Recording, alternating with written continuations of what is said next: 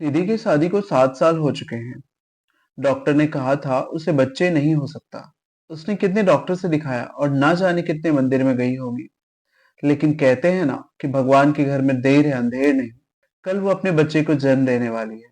Doctor ने कहा है ऑपरेशन करना होगा। वो बहुत ही उत्साहित है अपने बच्चे से मिलने के लिए, लेकिन डर भी लग रहा है ऑपरेशन का नाम सुन के। उसका हस्बैंड एक कॉलेज में प्रोफेसर है। काफी रात हो चुकी थी। हस्बैंड वाइफ दोनों को नींद नहीं आ रही थी। वो दोनों एक दूसरे को पकड़ के सोए थे। काफी देर की चुप्पी के बाद अचानक से उसकी वाइफ ने पूछा, मान लो कि फिल्म की तरह मेरी डिलीवरी के वक्त अगर डॉक्टर ने तुमसे पूछा कि हम बच्चे या माँ में से किसी एक को ही बचा सकते हैं, तो तुम्हारा जवाब क्या होगा? तुम्हारा दिमाग तो खराब नहीं हो गया है ना? कितनी बुरी बात करते हो। प्लीज बताओ ना। मुझे जानना है कि तुम क्या कहोगे। मैं बिना देर किए कहूंगा कि वो तुम्हें बचा ले। हो सकता है ये सही ना हो, मगर जब बात तुम्हारी हो तब मुझे सही गलत नहीं दिखता। मैं तुम्हारे 9 महीने की तकलीफ, तुम्हारे दर्द, तुम्हारे मातृ प्रेम और पिता बनने के मेरे सबसे प्यारे सपने को मैं एक पल की देर किए बिना भूल कर तुम्हें बचाऊंगा। क्योंकि जिस पल तुम न रहो, उसके बाद एक सांस लेने पर भी मेरी आत्मा मुझे धिक्कारेगा। नहीं, तुम मेरे बच्चे को बचाना और उसे इतना प्यार देना कि उसे महसूस ही ना हो कि मां ना होने से कोई तकलीफ भी होती है। कैसे बहकी बहकी बातें कर रही हो यार तुम। कल का दिन हमारे लिए बहुत ही शुभ दिन है और तुम उल्टी सीधी बातें कर रहे हो। नहीं नहीं, मजाक नहीं। आज पता नहीं क्यों ये बात दिमाग में आ गई। तुम्हें वादा करना होगा कि तुम मेरे बाद अपने आप को कुछ नहीं होने दोगे और हमारे बच्चे को। इतना कह के वे रोने लगी। जानती हो ये कहना नहीं चाहिए, क्योंकि इस वक्त तुम्हें इतनी तकलीफ सहनी पड़ रही है और फिर इतना ज्यादा दर्द भी सहना पड़ेगा। मगर फिर भी मुझे बहुत खुशी हो रही है। हमारे एक हो जाने के बाद अगर कोई और सपना मैंने देखा तो वो बस हमारे बच्चे का सपना। जितनी खुशी तुम्हें है उससे ज्यादा खुशी मुझे है अमित। एक माँ बनने की खुशी, दूसरा तुम्हारे सपने को पूरा करने की खुशी। और जहां एक साथ दो दो खुशियां मिले, वहां दर्द भी सहलाहट सा लगता है। मिस्टर अमित। किसी के अचानक पुकारने से अमित की यादों ने उसे हकीकत की ओर धकेल दिया। सामने डॉक्टर शर्मा खड़े थे। डॉक्टर साहब, निधि कैसी है? अमित ने हड़बड़ाहट में सबसे पहला सवाल निधि के बारे में पूछा। मुबारक हो, आपको बेटी हुई है। अमित की बात को अनसुना करते हुए डॉक्टर ने अमित के कंधों पर हाथ रखकर जबरदस्ती मुस्कुराते हुए कहा, निधि अब कैसी है? अमित ने फिर पूछा।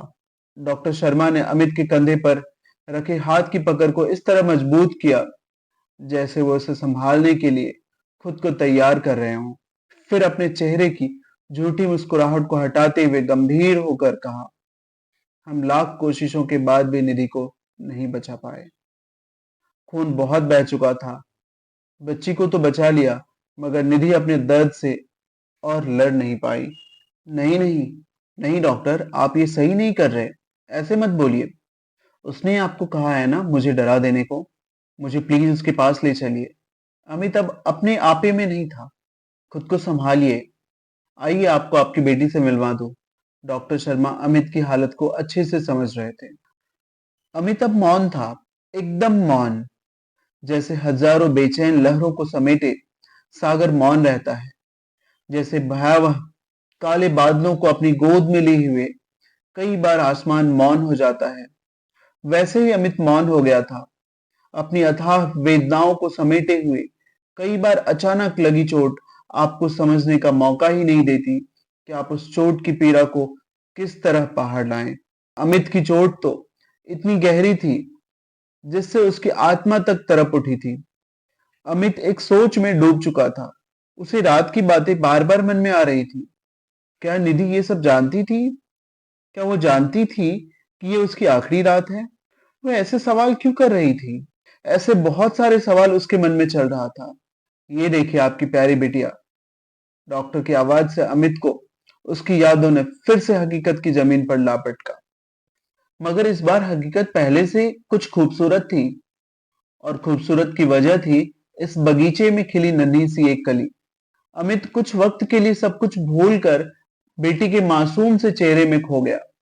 उसे ऐसा लग रहा था कि जैसे उसके चेहरे की ओट में निधि ही मुस्कुरा रही है। अमित ने डरते डरते उस नन्ही सी जान को गोद में उठाया। बच्ची को उठाने के बाद वह कितनी देर तक उसे निहारता रहा। उसने मन ही मन निधि के वादों को याद करते हुए कहा कि वह जब तक इसके कदमों में वो सारी खुशियां नहीं रख देता जिसके बारे में ये सोचेगी, तब तक वह खुद को हर मुसीबत से बचा कर रखेगा। ये मेरी बेटी ही नहीं, निधि की अंतिम इच्छा भी है। वक्त अपनी रफ्तार से चलता रहा। अमित एक पिता और माँ दोनों का फर्ज अपनी औकात से ज्यादा बढ़कर निभाता रहा। आज 26 साल बीत गए थे निधि को गए हुए, मगर अमित अब भी उसे बातें किया करता था। उसे हर रात सोने से पहले बताया करता था कि आज उसने और रचना ने क्या क्या किया। उसने हर एक बात निधि की कल्पना को बताई जो इन 26 सालों के बीच रचना और उसके बीच हुई। उसने जब पहली बार पापा कहा, वो जब पहली बार हंसी, उसने जब अपना पहला कदम उठाया, वो जब पहली बार चलने की कोशिश करते हुए गिरी, वो जब पहले दिन स्कूल गई, उसने जब पहली बार निधि के बारे में पूछा, उसने जब क्लास में टॉप किया, उसका एमबीए कंप्लीट होना, उसका सुमित से प्यार हो जाना और पहली बार डरते डरते उसके बारे में बताना, यह सब उसने निधि से बताया। इन सब के बीच वो हमेशा माँ और पिता के रूप में बेहतर रहा। मगर तब वह बुरी तरह उलझ गया था जब एक दिन रचना स्कूल से रोते रोते घर आई और बार बार पूछने पर भी उसे कुछ नहीं बता पाई थी। और फिर कुछ देर बाद डरते डरते बोली कि पापा मैं मरने वाली हूँ, मुझे बीमारी हो गई है, मुझे आज ब्लड आया, पापा मुझे बचा लीजिए, मैं आपको छोड़कर नहीं जाना चाहती। रचना की बातों ने उस दिन अमित को उलझन में डाल दिया था कि वो अपनी सभी जिम्मेदारियों को निभाते आया था, मगर अब इस जिम्मेदारी को कैसे निभाए। वो माँ का फर्ज निभा रहा था, मगर माँ नहीं था। उसने बड़ी आशा से यह सोचकर निधि की तस्वीर को देखा कि वही उसे रास्ता दिखाए, और तब उसे लगा कि जैसे निधि कह रही हो कि डर मत जाना तुम, कुछ देर के लिए पुरुष या पिता होने का ख्याल भुला दो, ये सोचो कि तुम नहीं मैं उसे समझा रही हूँ। अगर आज तुमने उसे नहीं समझाया तो शायद वो हमेशा इसे लेकर घबराती रहेगी। अमित में एक अजीब सी हिम्मत आ गई। उस दिन उसने अपने अंदर मातृत्व को महसूस किया और रचना को समझाते हुए कहा, नहीं बच्चा, तुम्हें कुछ नहीं हुआ। जानती हो, जब भगवान ने दुनिया बनाई ना, तो लड़कियों को एक पावर दी जिससे वो हमेशा सुंदर रहे। इसलिए हर लड़की के साथ ऐसा होता है, और इस ब्लड के साथ साथ उसके अंदर के सारे कीटाणु निकल जाते हैं जो उन्हें सुंदर होने से रोकते हैं। अब आप बरी हो गई हो और मेरा बच्चा तो सबसे सुंदर बनेगा ना, इसलिए इससे घबराने की कोई जरूरत नहीं है। बस कुछ बातें हैं जिनका ध्यान देना होता है और कोई प्रॉब्लम नहीं है। ये सभी लेडीज को होता है। हाँ, एक बात याद रखना, जब उन कीटाणुओं को बाहर निकाला जाता है तो वो आपस में लड़ते हैं और उनकी लड़ाई से बॉडी में दर्द होता है, जिससे घबराना नहीं। आपको कुछ ला कर दूंगा, उसे कैसे यूज करना है इसके लिए आपको मैं एक वीडियो दिखा दूंगा, और आप उसे तब तक यूज करना जब तक ये प्रॉब्लम हो। इतना सब बोलने के बाद अमित ने निधि की तस्वीर की तरफ देखते हुए एक लंबी सांस ली।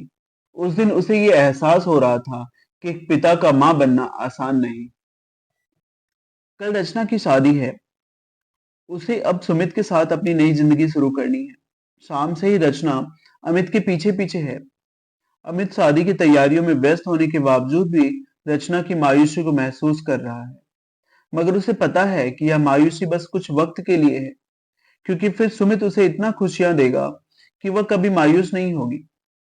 रचना ने जब अमित को सुमित के बारे में डरते हुए बताया, तब अमित उसके सर पे हाथ फेरते हुए एक ही बात कही थी, बेटा मैंने तुम्हारी माँ के बाद बस यही चाहा कि मैं माँ और बाप दोनों का प्यार देते हुए तुम्हें हमेशा खुश रखूं। मुझे खुशी है कि तुमने अपना जीवन साथी चुन लिया है, मगर मैं भी तो बाप हूं, और मेरी यही इच्छा है कि जिसके हाथ में तुम्हारा हाथ दूं वो तुम्हें हमसे ज्यादा प्यार दे। मुझे सुमित से मिलना है, और अगर मुझे लगा कि वह तुम्हारे लायक है तो फिर मुझे कोई ऐतराज नहीं। रचना ने मायूस होते हुए कहा, फिर तो कोई चांस नहीं। क्योंकि आपसे ज्यादा प्यार मुझे कोई कर ही नहीं सकता। अमित जोर से हंस पड़ा। उसकी हंसी में संतोष था, यह सोचकर कि उसने निधि से किया वादा अच्छे से निभाया। अमित हंसते हुए बोला, मिलवाओ तो सही उससे। मुझसे थोड़ा कम भी प्यार करेगा तो चलेगा। रचना ने अमित को बड़ी जोर से गले लगा लिया था।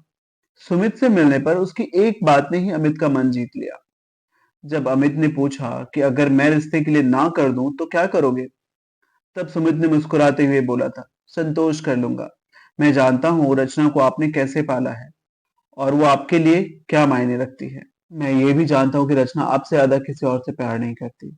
उसने पहले ही वार्न करके कह दिया था कि अगर पापा ने मना कर दिया तो उसके बाद मुझसे मिलने की कोशिश भी मत करना, और मैंने उससे यही वादा किया है।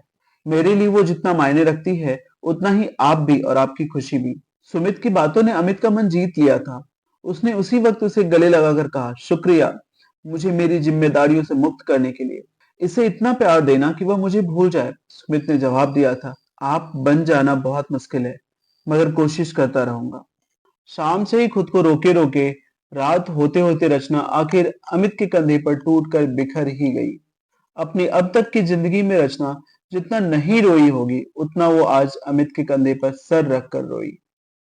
अमित बस उसका सर सहलाता रहा और उसे वह सब समझाता रहा जो उसे उचित लगा। रोते रोते रचना अमित की गोद में सर रखकर सो गई। अमित आज से पहले जब भी निधि की तस्वीर देखता था तो उसके चेहरे पर यह चिंता होती थी कि वह जिस तरह अपने कर्तव्य का निर्वाह कर रहा है वह सही है या नहीं। मगर आज उसके चेहरे पे संतोष था। रचना की शादी हो गई। उस दिन वो बहुत रोई और उसके जाने के बाद अमित उससे भी ज्यादा रोया। आज उसने निधि के बाद अपनी सबसे अनमोल संपत्ति को सुमित के हाथों में सौंप दिया था। रचना की शादी को 6 महीने बीत गए थे।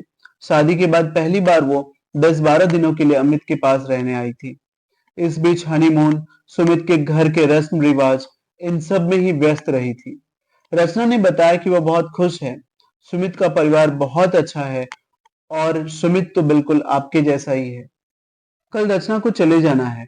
अमित से बहुत सारी बातें करने के बाद रचना सोने चली गई। इधर अमित बहुत खुश था। वह निधि की तस्वीर को मुस्कुराते हुए देख रहा था। उसने मन ही मन निधि से कहा, देखो आज मैं अपने वादों से आजाद हो गया। मैंने हमारी बेटी के चेहरे की खुशी में महसूस किया कि मैंने अपना फर्ज अच्छे से निभाया। तुम्हारे बिना एक पल काटना संभव नहीं था, मगर तुम्हारे वादे की वजह से बहुत लंबा सफर काटना पड़ा तुम्हारे बिना। सोचते सोचते अमित की आंखों का वह बांध टूट गया जो उसने 26 साल से बांध रखा था। अमित ने महसूस किया कि निधि तस्वीर से निकलकर मुस्कुराती हुई उसके सामने खड़ी है और उसके आंसू पोंछ रही है। अमित खड़ा हुआ और निधि की परछाई को गले लगा लिया। पापा पापा उठिए पापा। पापा नहीं, आप नहीं जा सकते। मैं इतनी बड़ी नहीं हुई कि आपके बिना रह सकूं। पापा कल रात ही तो हमने इतनी बातें की थी, कितना कुछ प्लान किया था। रचना अमित के मृत शरीर से लिपटी हुई फुट फुट कर रो रही थी। सुमित उसे चुप कराने की कोशिश कर रहा था। रात का सूना घर सुबह अफसोस जताने वालों की भीड़ से भर गया था। संस्कार के वक्त जब अमित की देह पंच तत्व में विलीन हो रही थी, तब एक कोने में वो निधि के साथ खड़ा था। दोनों मुस्कुरा रहे थे। वर्षों बाद फिर से मिलने की खुशी दोनों के चेहरे पर झलक रही थी।